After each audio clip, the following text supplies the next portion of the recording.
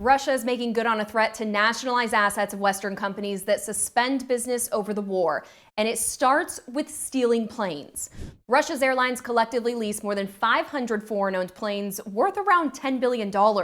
And President Vladimir Putin just signed a law that allows airlines to now register these planes in Russia.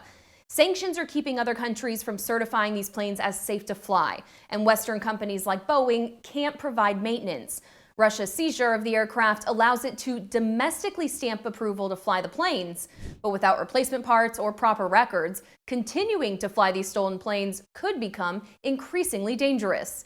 It's the first major step of Putin's to take the assets of foreign companies that pull up stakes or suspend operations. We're talking about the likes of McDonald's, Coke, IBM, Apple, even BP and Exxon.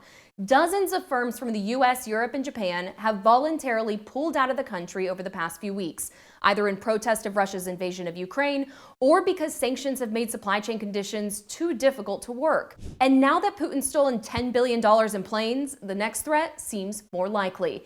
He reportedly favors a draft law that would nationalize the assets left behind by those companies, selling operations to locals to go about business without the corporations behind them.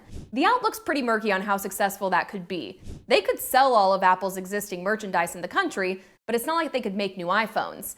It may be more of a real threat for companies like Exxon, which left $4 billion in assets behind. Russia's embassy in the US claims all of this is fake news, saying the decision to continue business in Russia is entirely up to Americans, while the White House says any decision by Russia to seize the assets of these companies will ultimately result in even more economic pain for Russia. In New York for Just Business, I'm Simone Del Rosario.